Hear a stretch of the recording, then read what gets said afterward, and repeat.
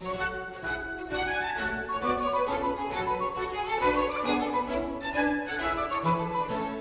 the other side of the Footlights, here is WHRO FM critic M.D. Ridge.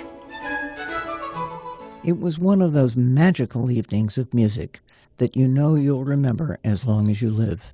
Cellist Yo-Yo Ma and pianist Emmanuel playing an all-Beethoven program at Chrysler Hall April 12th. These two great virtuosos have been playing together for 43 years.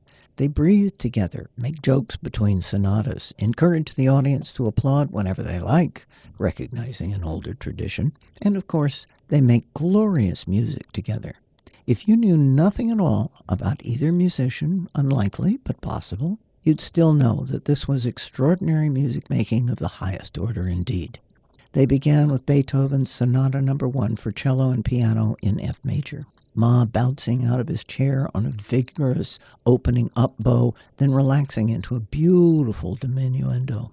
It's cheerful music with alternating lines. The piano led, then the cello echoed, then they switched on the fly and the cello led. After the first movement, they stopped briefly, while Ma said how incredibly happy they were to be here as part of the 20th anniversary of the Virginia Arts Festival. Latecomers were seated, and Ma welcomed newcomers warmly before continuing. Utterly wonderful dynamics made lustrous the very melodic allegro movement from tenderly lyrical to bravura.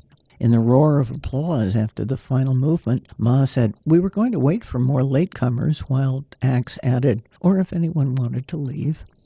No one did, of course. Ma noticed that the sonatas were for piano and violoncello. I have 40 pages for all the sonatas, but he's got 155 pages, so I can horse around. They established an unusual intimacy with the audience, almost as if they were playing in a living room, not a concert hall, which made their remarkable music even more emotionally evocative. The Sonata No. 4 in C minor began lyrically, then the Allegro vivace had the feel of someone happily skipping down the stairs. Dramatic pauses demonstrated the tension in the spaces. Axe's playing was revelatory. For every note and trill, no matter how fast, no matter how big the arpeggio or how slow the movement, clarity was everything. That sounds chilly. It was anything but. They made maximum drama of the transitions in the Sonata No. 5 in D major. Ma's cellos sang with passion and delicacy, and their pianissimos were suspenseful. On the very last note, Ma whipped his bow off to one side with a grand flourish and bounced to his feet. After the interval, they played the Sonata No. 3 in A major, which has been described as Beethoven's first equal sonata for piano and cello.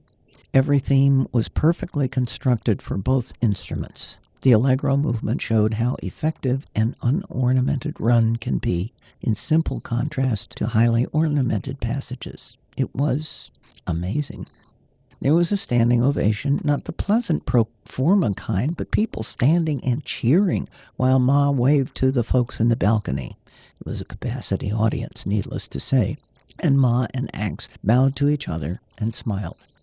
Their encore was a surprise, the second movement of a cello version of the Brahms D minor violin sonata. Usually encores are all fiery pyrotechnics, but this was soft, full, and rich, and utterly satisfying. Masterful music, masterfully played. Few musicians radiate such complete joy in their music as does Yo-Yo Ma. Whether he's playing with the Silk Road Ensemble, or with a full orchestra, or, even better, with a loved and respected colleague like Emmanuel Axe, he draws the audience into that inexpressible joy too. A huge thank you to the Virginia Arts Festival for bringing us this stellar experience. Ma and Axe have made a CD of this music available on Amazon, but live music, baby, there's nothing better. Add up every superlative you can think of, and you won't come close to describing adequately such breathtaking musicianship. From the other side of the Footlights, I'm M.D. Ridge.